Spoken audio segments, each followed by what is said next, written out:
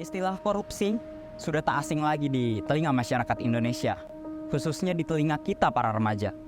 Dibaca di media sosial, ditonton di televisi, didengar di radio, hal itu seakan sudah melekat di kehidupan kita. Dan tentunya hal itu bukan hal yang patut untuk kita banggakan. Tapi apakah kalian memahami sepenuhnya apa itu korupsi dan anti korupsi? Simak video berikut. Tindakan korupsi tentunya telah membelok dari nilai-nilai Pancasila. Di antaranya sila pertama, di mana dengan melakukan tindakan korupsi, seseorang sama saja telah membohongi Tuhan.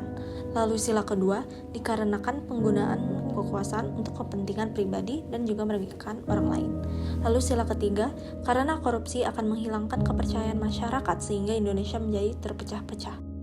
Sila keempat, karena dengan melakukan tindakan korupsi, orang tersebut sama saja meremehkan. Sila kelima juga dilanggar karena korupsi menunjukkan ketidakadilan terhadap masyarakat. Korupsi juga merupakan salah satu bentuk dari kebebasan manusia. Manusia mengambil keputusan sendiri, dan ia sanggup untuk memilih dan menentukan sendiri apa yang akan dilakukan. Namun, kebebasan manusia memiliki pembatasan. Jika terjadi kebebasan untuk melakukan tindakan korupsi, maka akan terjadi suatu kekacauan dan akan sangat merugikan masyarakat. Bentuk-bentuk korupsi sendiri ada beragam. Contohnya seperti perbuatan curang, pemberian dan penerimaan suap, pemerasan dan penggelapan dana, gratifikasi, dan lain sebagainya. Di sekolah pun juga bisa terjadi korupsi. Contohnya bendahara kelas yang melebih-lebihkan jumlah UKAS, nyontek atau melakukan plagiarisme, menggelapkan uang kegiatan, dan lain sebagainya. Faktor penyebab korupsi dapat muncul dari aspek individu maupun dari lingkungan yang memungkinkan praktiknya. Antara lain, sifat selalu merasa kurang, moral lemah, penghasilan kurang mencukupi, kebutuhan hidup yang mendesak, dan juga gaya hidup yang konsumtif. Dalam bayangan keseharian kita, korupsi bukan sekadar istilah, melainkan suatu realitas yang merayap dan menciptakan dampak yang merugikan. Keberadaannya tidak hanya mencontreng citra pemerintah, tetapi juga mengguncang fondasi kemajuan sosial dan ekonomi masyarakat.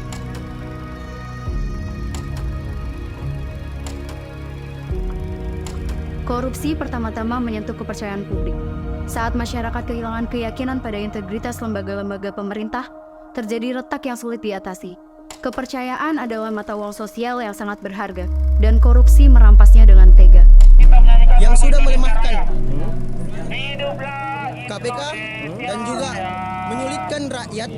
Unjuk rasa memperingati Hari Anti Korupsi yang dilakukan mahasiswa berujung ricuh. Dampak ekonomi juga tak terbantahkan.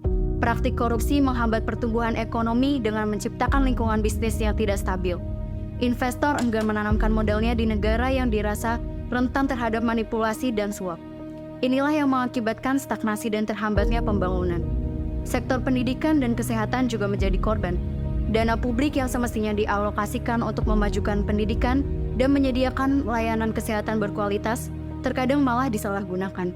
Akibatnya, masyarakat harus merasakan dampaknya dalam bentuk kurangnya sarana dan prasarana, terutama di wilayah yang paling rentan.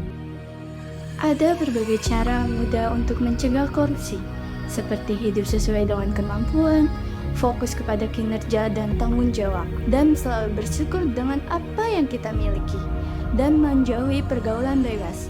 Pendidikan anti korupsi merupakan salah satu bentuk upaya pencegahan dan pemberantasan korupsi yang dilakukan melalui pendidikan, baik formal maupun non-formal. Pendidikan anti korupsi ini sangat penting bagi perkembangan psikologis siswa. Korupsi adalah tindakan penyalahgunaan kekuasaan atau posisi untuk memperoleh keuntungan pribadi secara tidak sah. Praktik ini dapat mencakup suap, nepotisme, dan penggelapan dana dengan dampak merugikan pada banyak orang. Sedangkan anti korupsi merujuk pada upaya pencegahan, deteksi, dan penindakan terhadap tindakan korupsi. Hal ini melibatkan langkah-langkah seperti penguatan pengawasan, peningkatan transparansi, serta edukasi dan kesadaran masyarakat untuk menciptakan lingkungan yang tidak mendukung korupsi, dan tentunya mempromosikan tata kelola yang bersih. Pendidikan anti korupsi ini diarahkan kepada para pelajar untuk mewujudkan proses belajar mengajar yang di dalamnya menekankan, menanamkan, menginternalisasikan nilai-nilai anti korupsi. Dengan harapan bahwa siswa-siswi memiliki nilai dan mental anti korupsi sejak dini. Korupsi memang seperti bola salju, sekali bergulir akan membesar dan terus melaju. Karena para koruptor tak sungkan berkongsi, maka kita pun harus saling menggenggam jari. Menyatukan semangat, merapatkan tekad agar tak gampang lelah menentang perilaku bejat. Terima kasih. Salam anti korupsi.